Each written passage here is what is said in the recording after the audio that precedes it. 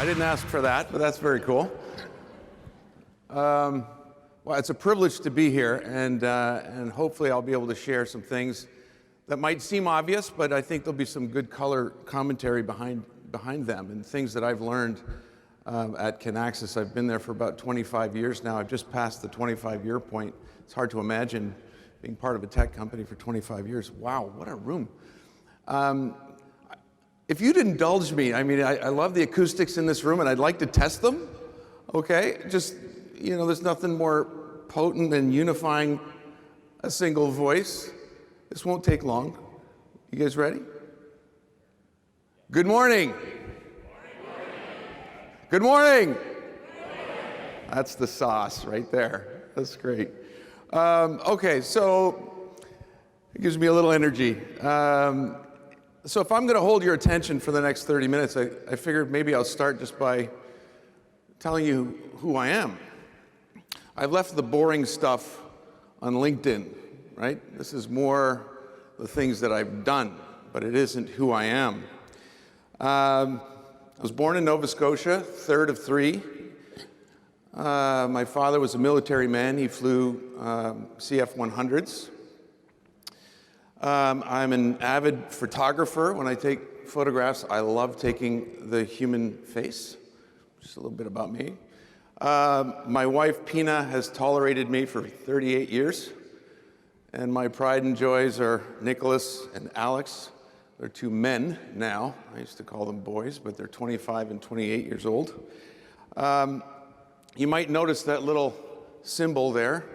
My youngest son, Nicholas, is autistic. Actually works for Kinaxis, and it was my inspiration, in fact. I made a public declaration that Kinaxis would hire 1% of their staff on the autism spectrum. This is by no means a token. This is by no means charity. This is all about diversity of thought. I think that great innovations, thank you. Great. Thank you so much, and I would urge everybody to think this way. One day this won't be so special, okay? One day this won't be so special to be hiring people on the spectrum. I think they have a lot to offer, and as I said, it's no charity. I think innovations come from diversity of thought, and we're just pushing the envelope of diversity. Anyway, I'm an avid skier. That's my dog Chico there. If I'm going to eat anything, it'll be Italian. That'll probably be my last meal. Love Italian food. Hardest thing I've ever done was climb Mount Lemmon on a bicycle. It was about 8,000 feet. You can see that. Scariest thing I've ever done, I did 6 weeks ago. They strapped me into a Rocket Williams Formula One car, and I did three rotations around SPL in Lisbon. Absolutely insane experience. It's just not a car. It's basically a rocket with wheels, and it was very, very scary. I'm a U2 fan. I finally got to meet one of my idols, Alice Cooper, not too long ago. I actually got to meet another, idol of mine, and it's Sarah McLachlan. Now you might wonder, what is Sarah McLachlan and Alice Cooper? But, I love to meet the people who've affected my life, especially musically. This is my desk. This is the view from my desk, but I'll tell you, the people who know me would know this is the view I would prefer. I'm a rock and roll drummer. I've played drums for over 40 years now, I guess, 40 years. I'm in a band. We do maybe 8 or 10 gigs a year. And I just love it. I feel most like myself when I'm behind a kit. So that's a little bit about me. You can read the boring stuff on LinkedIn. A little bit about Kinaxis. We are a supply chain planning software. We sell to some of the largest companies in the world. We'll get into that in a second. But, here in Canada, we've taken a very unique approach to how we handle supply chain. The thing that most people take for granted, how you consume things, computers, your clothes, food, this little pickle in my hand, how did it get made, and how did it get here? Supply chains are incredibly complicated, and they're experiencing more volatility than they ever have before. There's just so much volatility. Buying, patterns and buying behaviors are changing. Call it the Amazon effect. I mean, my 28-year-old son buys his shirts from London online. It's outrageous. He just orders them and they show up. And so supply chains are undergoing quite a lot of change. And at Kinaxis, we have exactly one product. It provides end-to-end visibility, simulation, full planning, end-to-end planning for the largest and most complex supply chains in the world. But I would say there's a little difference in what makes us so unique and what makes us so special. We have been focused on solving a rather unique problem. And I'll give you I'm not going to go too deep into this, but you'll get the idea. Over the last 25 years, people in supply chain have been razor focused on accuracy. There's this term called forecast accuracy, and they've been focused on trying to make the most accurate plan. It's a very human thing to want to do. I wish I could plan to perfection. That's been the goal. And the holy grail would be to end up with a 99% accurate supply chain. Well, guess what? It's impossible. It's like trying to harness economics, geopolitical, tariff wars, all of it, and try to build this model that can somehow absorb it all. And at Kinaxis, we've tackled it from the other way around. Another way to describe it is, at Kinaxis, we're trying to eliminate the need for accuracy. So think about it from a sports perspective. Every sports team practices, plays, they plan. Of course, they plan to win, but the teams that win are the ones that deal with the conditions on the field. That's the analogy I would tell you. It's when you're on the field, you have to be hyper agile more than hyper accurate. So that's a little bit about Kinaxis. We're about 700 people now. We are perpetually growing. We're in 13, we have employees anyway in 13 countries, but we're primarily in North America, Europe, and Asia. And in Asia, it's predominantly Tokyo. We were founded in 1984. It's a long time ago, but I would say we were an interesting boutique before we became who we are today. We have just over 100 customers. You'd probably recognize them there. Again, when the topic is about Enterprise Class SaaS, and these are all very, very large customers. And I think we have customers in 50 plus countries. We have users in 50 plus countries around the world. I just wanted to draw some attention here to the significance of this particular slide. And again, it's the significance of supply chain, why it's so important.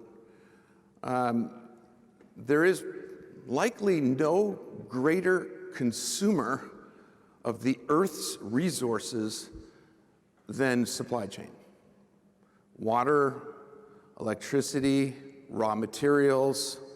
And so there's a tremendous amount of waste elimination potential in this space. I'll just draw some attention to two names up there because you'll get the point. Right in this, roughly the center there under consumer products, Unilever and Procter & Gamble.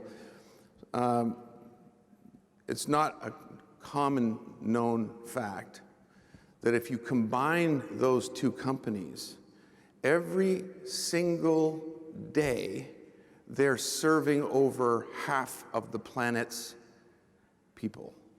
Just imagine that.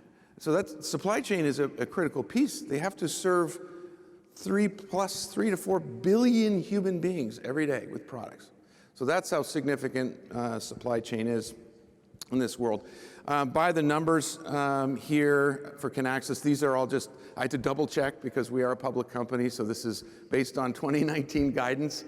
We're going to end up somewhere in, we're guiding towards 188 to 190 in total revenue, profitable, strong balance sheet, absolutely no debt whatsoever, and the market cap. Well, you can sort of see where we're going there. Okay, so you ready for a couple of secrets? I think I have 7. You guys are ready for that? Yeah. Okay. Secret number 1. Oh, these are totally obvious, but okay. Culture eats strategy for breakfast, and I love Peter Drucker. He's got many quotes, but let me tell you, being part of a SaaS company is not like being part of a services company or a perpetual software company. There is a cultural element to being part of a SaaS company. And the reason why I know this is because there was a time Kinaxis was not a SaaS company. We sold perpetual software up until 2005. So I knew exactly what that was like. And we had to make a transition. And I will tell you, I've met a lot of CEOs who think that SaaS is just financial engineering. Isn't it? It's really not. It's really not. There's so much more to being part of a SaaS company. And so at Kinaxis, we spend an awful lot of time on culture. Companies that grow, I will also tell you this, if you're growing very, very rapidly, culture is usually the first thing that gets neglected. You're so hyper-focused on hiring. It's like hire, hire, hire. Every human being that enters your building is an ingredient to your culture. So culture is going to happen. It's going to happen, whether you like it or not. And so you either have your hands around it or not. And so I think it's very, very critical, not only for a SaaS company, for any business, to understand what it is, the culture that they're after, what kind of behaviors are they interested in, and being, what kind of family are they forming, and you nurture it, you measure it, you don't ignore it. Because we're perpetually hiring, but I'll tell you, we hire to a cultural fit way ahead of skills fit. Every time. There's nothing, think of culture as a really good tasting soup. You start adding too many ingredients, you can sour the soup. How do you take the ingredients out? That's how I think about culture. Stay standard. So again, we made this transition, and companies that grow in the SaaS world, you might get asked by customers to do something special. Could you just code this one thing for me? Could you branch and just create a little special branch just for me? That poisons your company. Absolutely poisons your company. And I'll explain to you a couple of things later on some new other little tidbits on why. But it is absolutely vital in the SaaS world that you maintain one product for all. And again, we transitioned from being a perpetual company to SaaS, and this was a very, very important piece of our equation. And so today, you saw all those companies. It's really fascinating about the companies I showed you. We have customers we have the world's largest tofu manufacturer. They own 70% of the world's tofu demand. And we have a company that makes F-35. So, jets or tofu. You talk about two completely different supply chains. It's done with a single product, zero custom code. So this is what this stay standard means. Price for profit. Let me tell you, this is a lot of people come to me and say, John, I don't understand how you're profitable.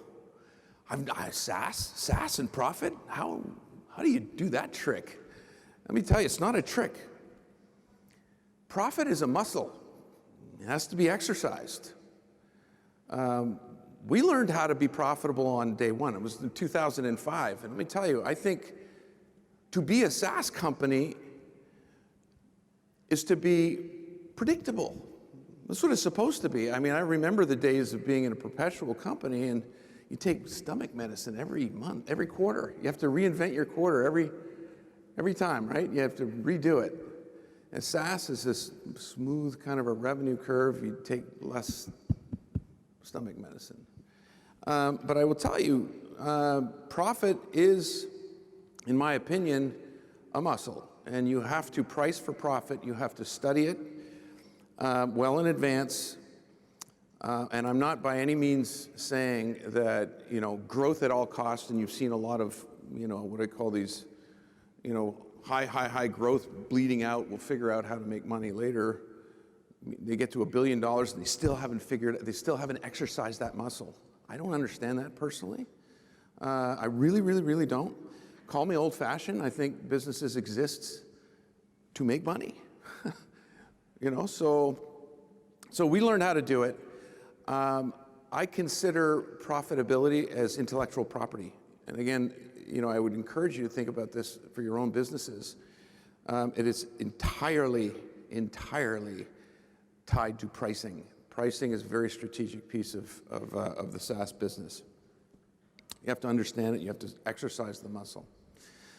So here's another key thing about SaaS, and this is how I describe it. Love leads to loyalty. And in the world of Enterprise Class SaaS, in fact, in the world of SaaS itself, software as a service itself, you have to win your customer every day, every single day. As opposed to the perpetual days where you win the deal, all the money comes in, and they go on support and maintenance and, go hunt the next elephant. You got to win your customer every day. This is what it meant for Kinaxis. We had to train our R&D organization to love the customer more than they love the product.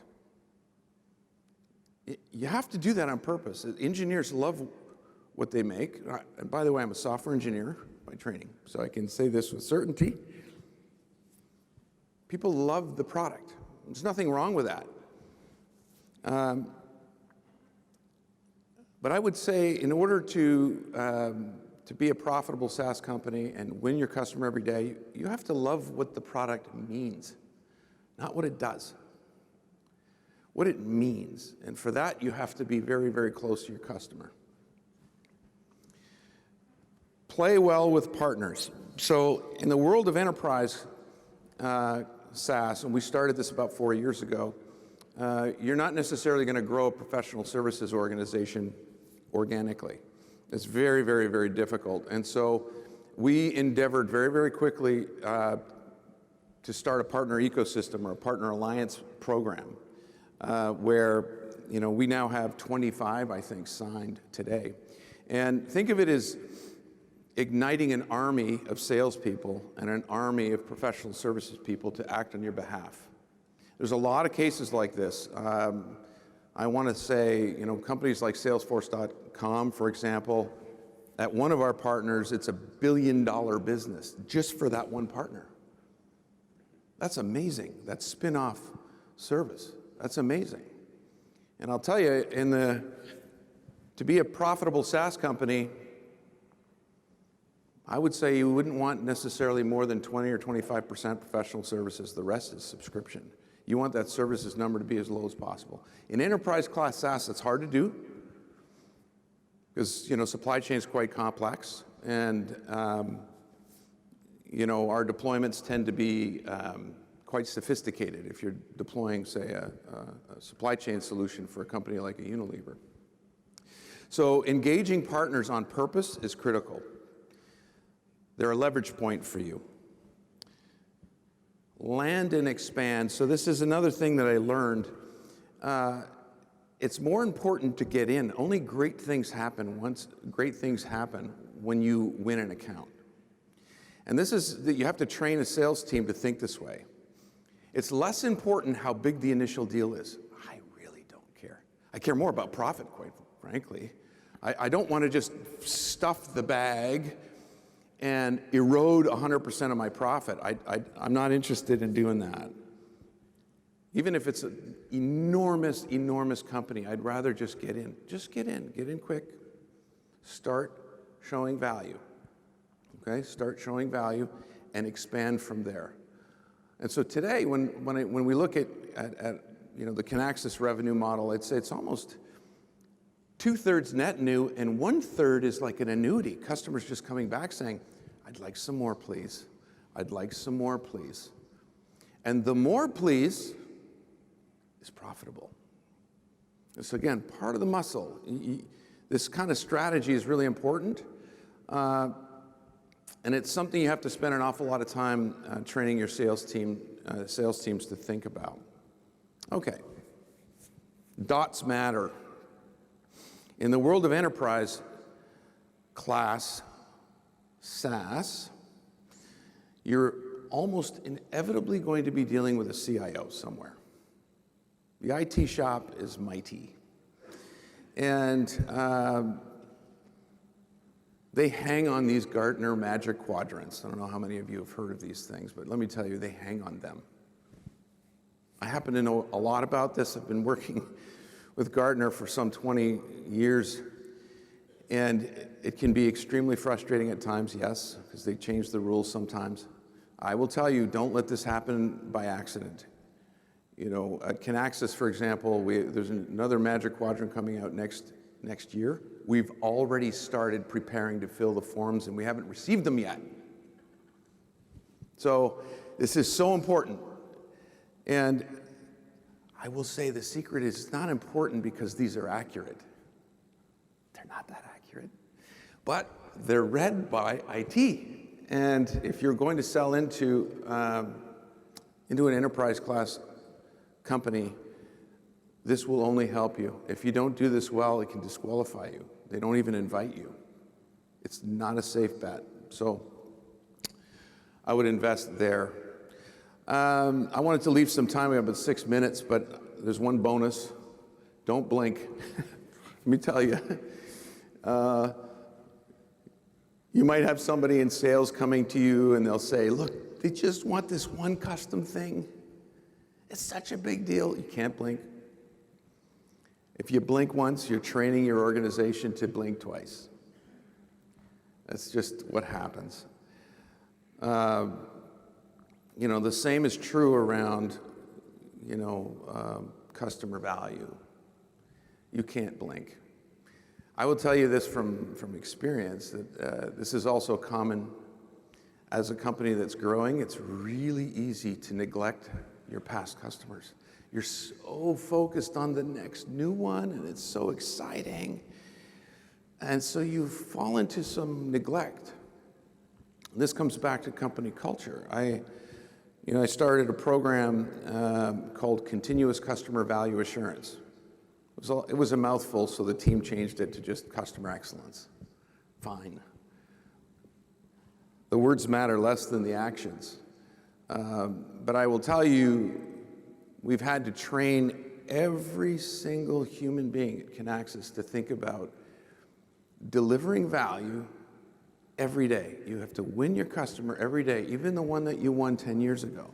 And you know, I know exactly what this feels like. I'm still very, very closely connected with companies like Honeywell and Flextronics, and these were companies we won at Jabil, 1996, and they're still in the family.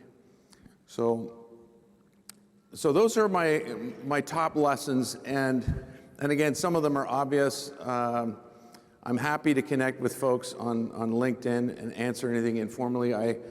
Everything I've learned from someone else, and so I feel like a bit of a leprechaun. People are very open to teach me things, and so I feel like part of my job is to pay it forward. Everything I've learned, I'm going to share, and it just raises everyone's game. Okay, so we'll get through some questions here. How do you handle customers who ask for customizations? That's happened. It's verboten. It's a flat no. In fact, during a sales cycle, we often put this right up front. This is what we will not do. This is a board-level directive. This isn't who we are. We're not a custom software shop. By the way, as you're saying that, you can very easily coach your customers into saying, when you customize anything, you're pouring concrete. Ask your customers, what is the likelihood that their business, their current business as they exist today, will be exactly the same 3 years from now? You're always going to get a no. They'll say, well, Jesus, it's not going to be the same. Why on earth would you want to pour concrete? Why would you do that? Okay, it's just not a healthy thing. I will tell you that in some cases, people, you know, especially in the world of enterprise, they would love Kinaxis to be a conduit to, you know, be a private software shop for them, and we just don't do it. The answer is just no. It's just no. It's not who we are. We don't do it. It's not a SKU in the book. So that's what, you know, it takes a lot of, I would say, courage as you're growing, but I'm telling you it's the right thing to do. Next question. How long did it take you to transition from a services company to true SaaS? So, yeah, many people fail at this, and I do spend quite a lot of time with CEOs that they have one foot on both sides. It doesn't work. It just doesn't. And I'm saying this with absolute experience. We've tried it. And you completely confuse your sales team. You are putting the power of negotiation in a state of flux. You're allowing customers to sort of dance between subscription and perpetual, and it just doesn't work. This is why I put up the don't blink. Don't blink. Don't blink. You know, if you're a SaaS company, you're a SaaS company. We changed overnight. And let me tell you, the other thing I will tell you, there is a financial side to it. You can be SaaS tomorrow. It just means you throw out your price book and you come up with a subscription amount. So that's what we're going to sell. It's a subscription. If somebody says, I'd like to buy the perpetual license, you start looking to your book. I don't have a SKU for that. Sorry. So for us, I would say the physical transition, happened inside of weeks. The ultimate transition, because you end up going through a bit of a trough as you come out back to profitability. It took about 2 years, I'd say. 2 years, and we had the culture right, we had the financial model right. We were, all in. We were all in. Okay, how did you price? How much does it cost to onboard, deliver? Let's see if I got that one. It disappeared. There was one on pricing. So, yeah, pricing is as I said, it's intellectual property. You have to start by thinking about what a profitable customer looks like. By that, you need to know what it costs to deliver your service, cost to serve. That has to be calculated. The other thing I would tell you, without getting too deep into things, is everything has value. We've had customers come to us and say, "Hey, could I get 4 nines? The SLA. You get 3 nines. We're 995. Okay, can I get 999?" Well, again, people would just think that's a negotiated item, and you just say, "Oh, okay. Well, geez, we need the business. Just say yes." No. You say, "No. You know what? We have a service called Mission Critical. It's the Mission Critical, and under Mission Critical, and it's a 10% uplift to the subscription. You get 999, and you get a test server, and you get a dedicated person that you call." Everything is valuable, right? And so again, it comes back to studying what is profitable and what is not. I hit the 0 mark. I'm sorry, I probably ran long on the presentation, but I'm happy to connect on LinkedIn. Fire questions. As I said, I'm here to pay it forward. So thank you very much.